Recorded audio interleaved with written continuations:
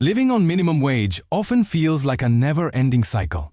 You work hard, the paycheck arrives, and before you know it, rent, food, transportation, and bills swallow everything. Many people ask themselves, how could I ever save if I barely earn enough to get by? But here's the truth, even with a minimum wage salary, saving is possible. And not just saving a few coins, I'm talking about creating a real plan that allows you to build a financial cushion, little by little, even if your income is modest. The secret isn't about earning more money right now, but about learning how to manage what you already have with intelligence, discipline, and strategy. In this video, I'm going to show you the maximum you could save in just 6 months on minimum wage and exactly how to achieve it. You'll learn practical methods, realistic examples, and powerful tips that have helped thousands of people turn limited paychecks into stepping stones for bigger goals. And let me be clear, this is not about living miserably or depriving yourself of everything you enjoy. It's about making conscious choices, cutting unnecessary leaks, and using proven strategies that put you back in control of your money. Strategy 1. Track every peso and find your leaks. The first step to saving money on a minimum wage salary is simple but life-changing. Track every single peso you spend. Most people think they know where their money goes, but when they actually write it down, they're shocked. The truth is, small leaks sink big ships. That daily coffee, the snacks, the random taxi rides, or the subscription you forgot to cancel, they may seem insignificant, but when added up, they quietly drain your savings potential. Tracking your spending gives you clarity. You'll start to see patterns. Maybe transportation costs more than you thought, or maybe weekend outings are eating a big chunk of your paycheck. Once you see the leaks, you can make adjustments. And the best part? You don't need fancy apps. A notebook, your phone's notes app, or a free budgeting tool is enough. The quietly wealthy know this truth. What gets measured, gets managed. If you don't know where your money goes, you'll never control it. But the moment you start tracking, you take back power. Suddenly, you're no longer asking, where did my money go? Instead, you're deciding, this is where my money will go. Draw my money tip: if you don't track your money will disappear. Shine a light on every peso, and you'll find hidden savings waiting for you. Now that you've learned how to track and expose the leaks, the next step is powerful. Separate your needs from your wants and cut smartly without feeling deprived. Strategy 2. Separate needs from wants.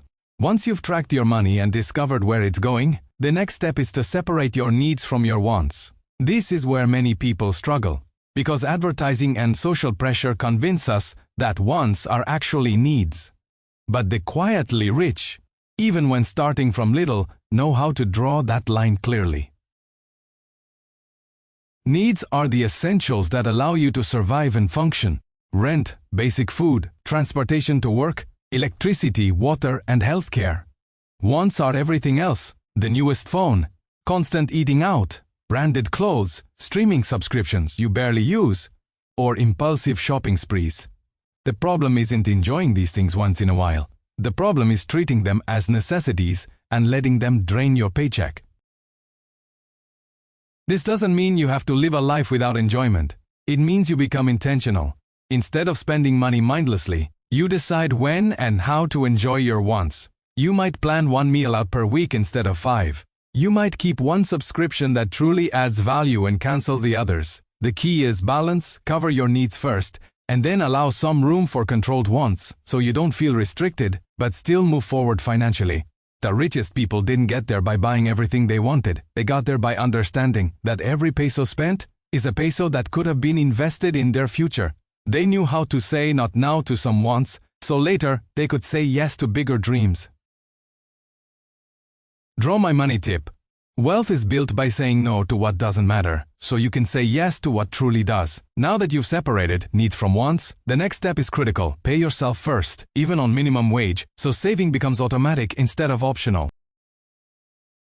Strategy 3. Pay yourself first. Most people on minimum wage believe they can't save because there's never anything left at the end of the month. And you know what? They're right, but only because they're doing it backwards. They pay rent, bills, food, and extras first, and then hope there will be a little left to save. Spoiler, there almost never is. The quietly wealthy flip this formula completely. They pay themselves first, no matter how small the amount. Paying yourself first means that the moment your paycheck comes in, you set aside a portion for savings before you spend a single dollar on anything else. It might feel impossible at first, but even 5% of your salary can make a huge difference when done consistently. Let's say your minimum wage paycheck is $1,200 a month.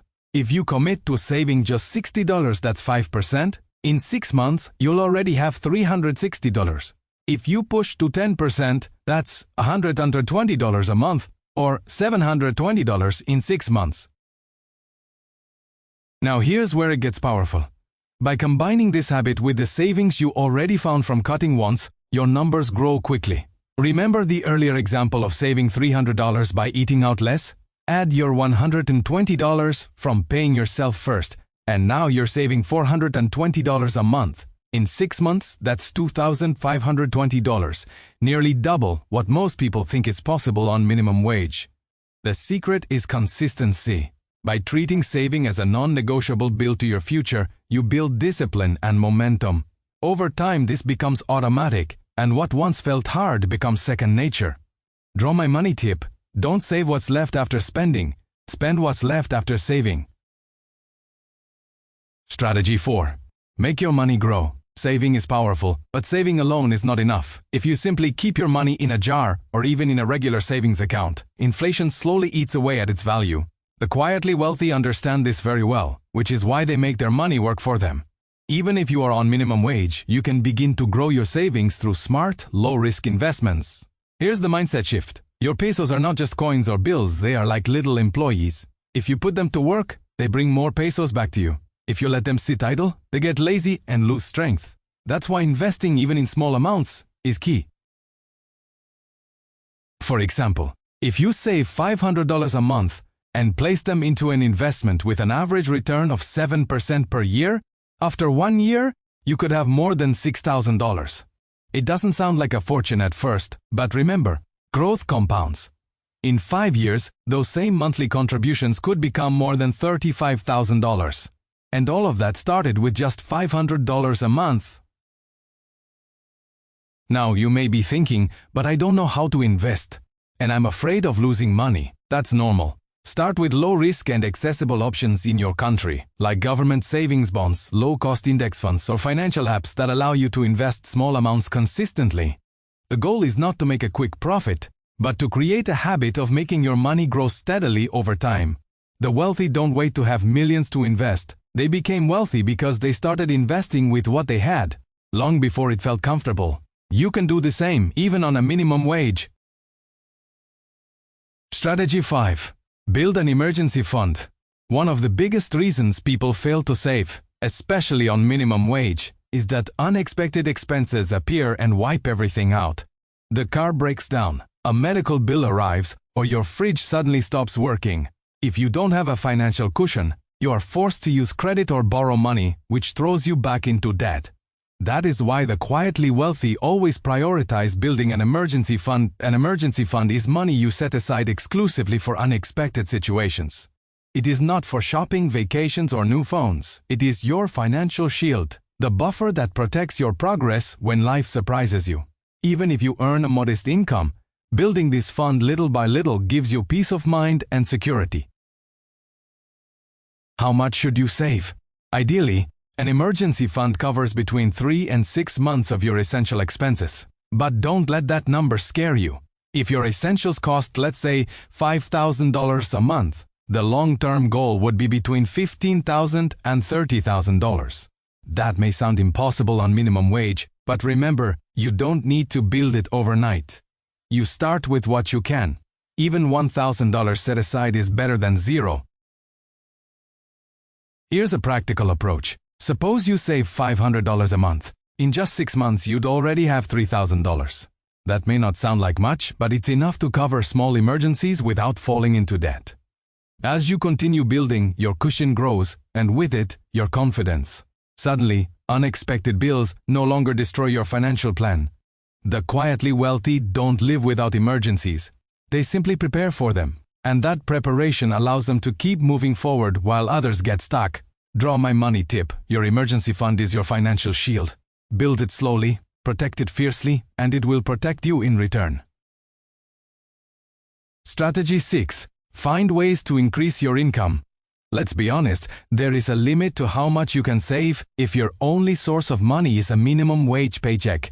You can cut expenses, track every dollar, and pay yourself first. But at some point, the math is simple.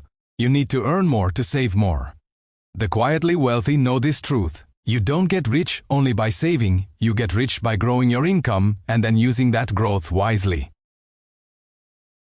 The good news is that you don't need to wait for a perfect opportunity or a giant raise. You can start small, with side hustles or skills that add extra dollars to your pocket.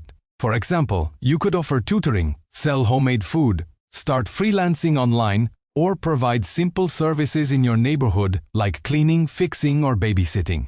Even a few $100s extra each month makes a huge difference over 6 months. Here's a practical example. Suppose you find a side hustle that brings in just $200 a week. That may not sound like much, but in a month that's around $800. Over 6 months, that's $4,800 you didn't have before. Combine that with your savings from earlier strategies, and suddenly your 6-month total skyrockets. Another powerful way to increase income is through education and skills. Learning a new trade, improving your computer skills, or even practicing English could open doors to better paying opportunities. The quietly rich constantly invest in themselves because they know that the more valuable they become, the more money flows their way. The point is this: don't limit yourself to your paycheck. Look at your free time, your talents, and your community and ask yourself, how can I create more value? The opportunities are there if you are willing to look and act. Draw my money tip: you don't need to earn millions to change your future. You just need to start adding streams of income, one step at a time. So now you know, even on a minimum wage salary, saving is not only possible, it's powerful. Over 6 months, by following these 7 strategies, you can achieve more than you ever thought possible. First, you track every peso and find your leaks. Second, you separate needs from wants. Third, you pay yourself first, even if it's just a small percentage. Fourth, you make your money grow with simple investments. Fifth, you build an emergency fund to protect yourself. Sixth, you find ways to increase your income. And seventh, you stay consistent long enough to see the results. This is the formula the quietly wealthy have used for decades. They don't wait until they're earning a fortune to start. They build habits now, with what they have, and those habits multiply their wealth over time. You can do the same.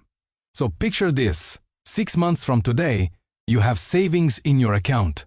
You feel secure, confident, and proud that you broke the cycle of living paycheck to paycheck. That feeling of control over your money is priceless. And it all starts with the decision you make today. Here's my challenge. Don't just watch this video and feel inspired. Take action. Pick one strategy and start this week. Then, little by little, apply the rest. You'll be amazed at how quickly the numbers add up when you stay consistent. If this video gave you value, hit the like button, subscribe to Draw My Money, and share it with someone who also thinks saving on minimum wage is impossible. Together, let's prove that financial freedom is not about how much you earn. It's about how you manage what you have.